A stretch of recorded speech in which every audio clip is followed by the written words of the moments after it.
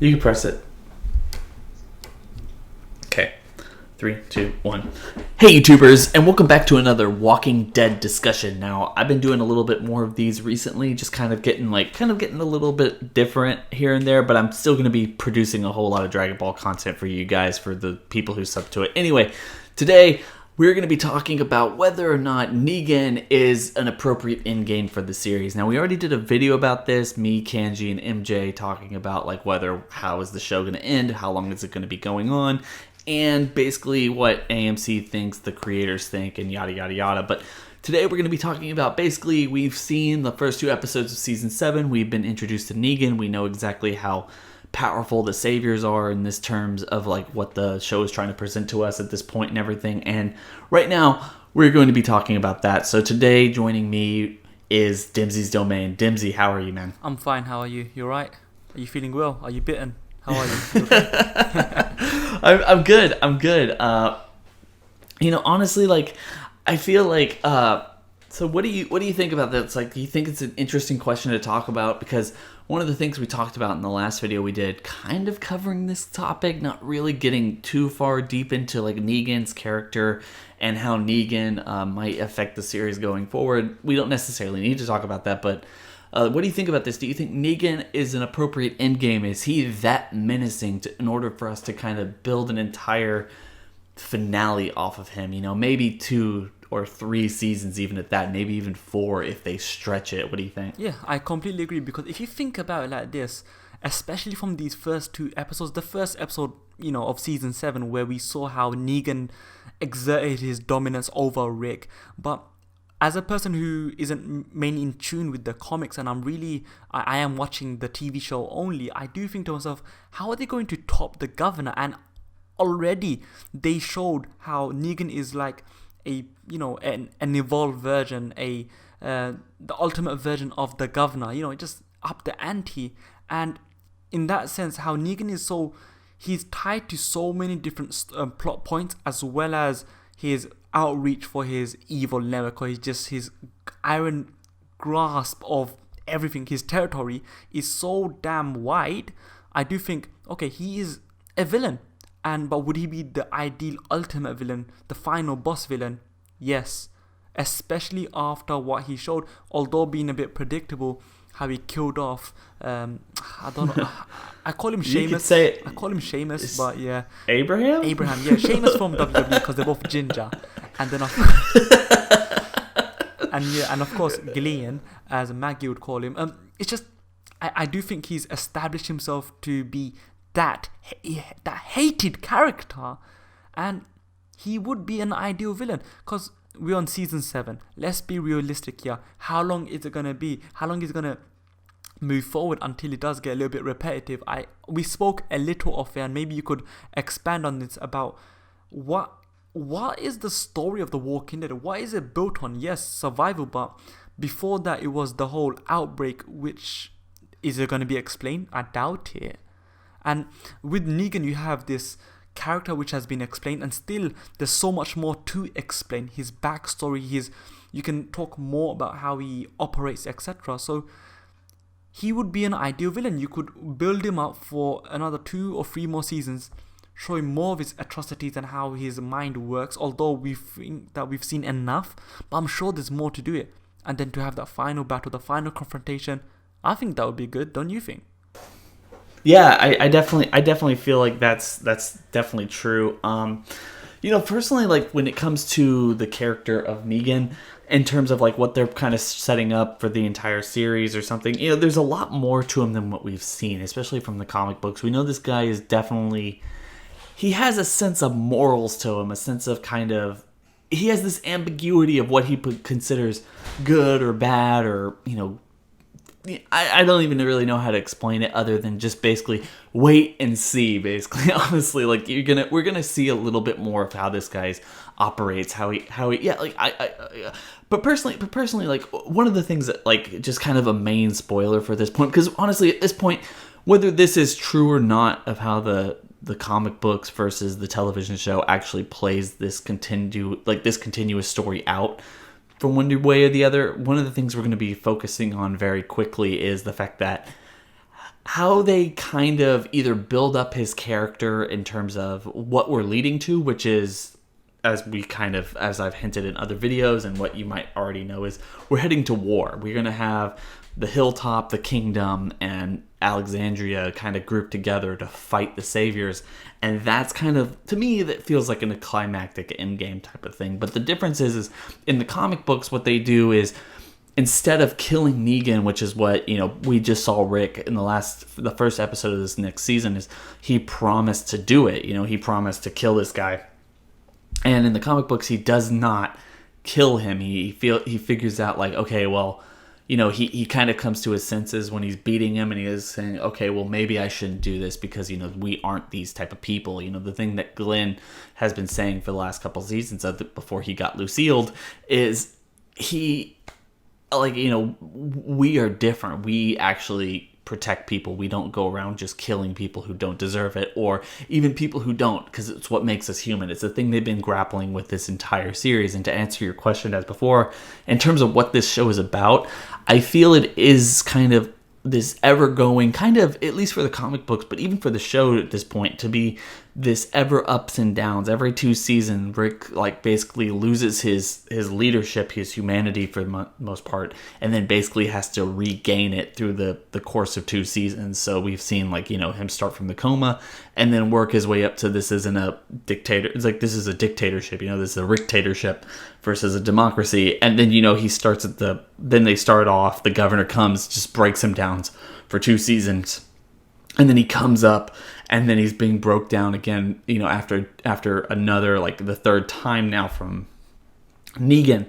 And he's going to come up again, and he's going to figure out, how to actually approach this guy. And I feel like that's going to be the driving point going forward, whether it's 2 or 3 or 4 or 5 seasons. So however much they want to actually spread this out and get this to us. But personally, I feel like there's very little story, at least for the television show. I'm not talking about the comics, but at least for the television show after this particular arc. To me, it's going to feel very cheated, very stretched out or something. I mean, we get so many cool things. We're leading up to this war. We have all these surviving groups. It feels like there's a future after all of this is said and done. And after they get rid of the biggest, baddest villain that we've ever dealt with, if they continue to go with it, and they're at their 9th, 10th season at that point, and they continue to go with it, it's just going to feel so drained and so dry that it would just be a big mistake. I feel like he is a good villain. He's much better than the governor, and we should really have him to be the end villain for all of it, personally. Yeah,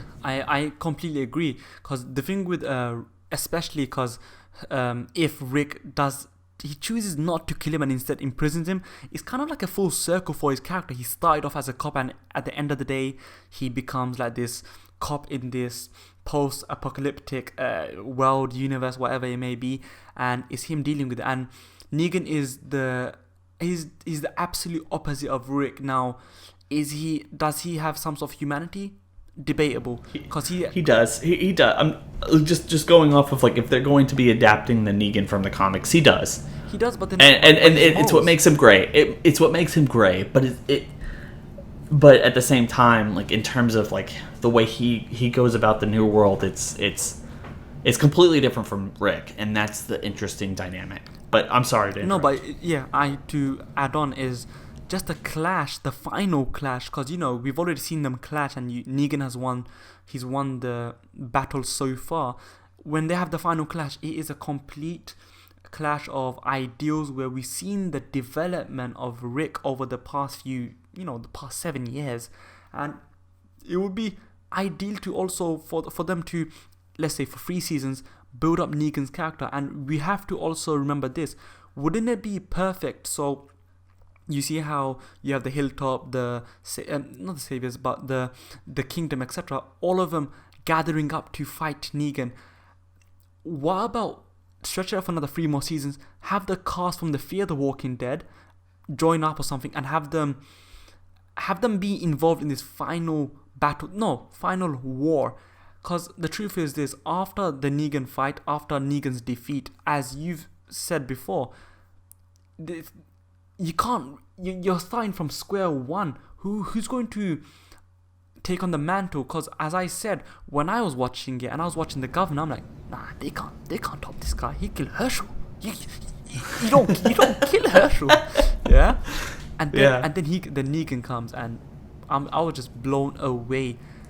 How are you going to top that villain? If you're not going to top that villain and you're going to be wondering about, oh no, this guy almost bit me, it's going to be underwhelming, and people are going to lose interest. And the thing that made Walking Dead amazing, the character development through adversity, is going to be lost. So Negan should be the endgame villain, and yeah, that's just, he has to be. I agree, and one of the things we talked about in the other video, and I'll link it in the description section below for anyone who's gotten this far, but one of the things that we talked about in the past video was the fact that, AMC has no intention of ending the Walking Dead franchise, but that doesn't necessarily mean that they have to keep the Walking Dead going forever and ever and ever. I mean, they've already branched out into Fear the Walking Dead. They can continue to branch out. They can branch out into more serialized television shows where it's not all about just the entirety of where the zombie apocalypse came from.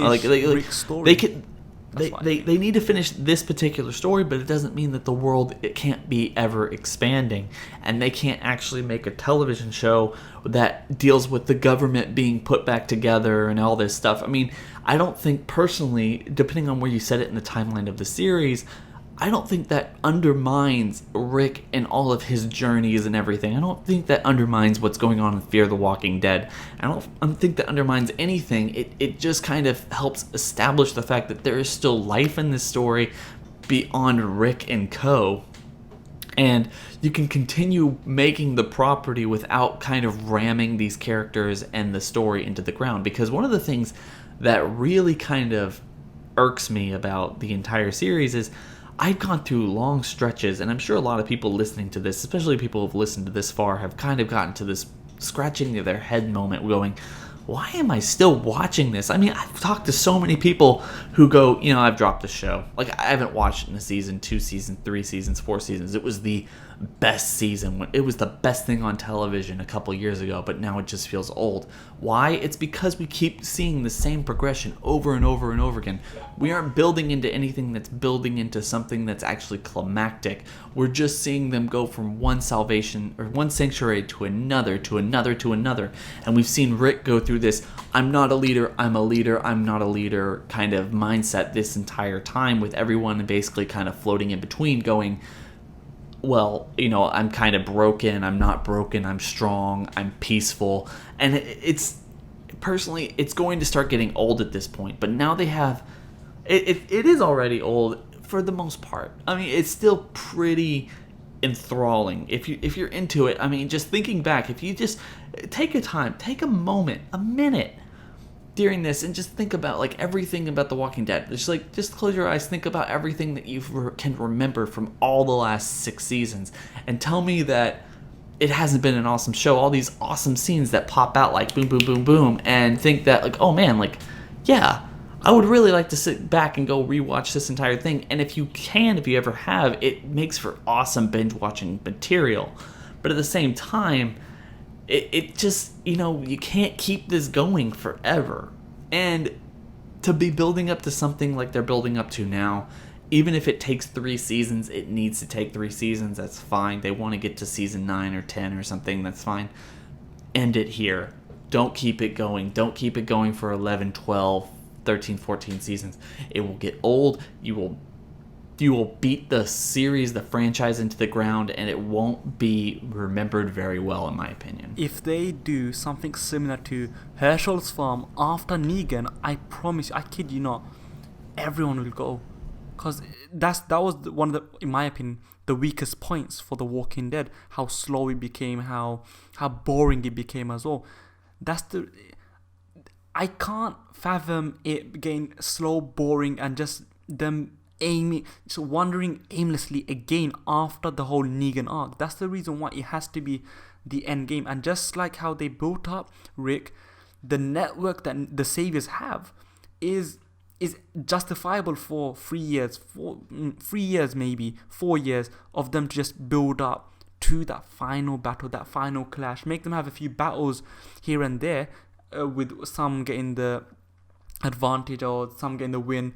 Rick might win 1 or 2, but then freshen it up, but then always have that end game of we're here to defeat Negan. And that's just the way they need to end it. End it while you can, end it on a high, do something similar to Breaking Bad, know when to stop.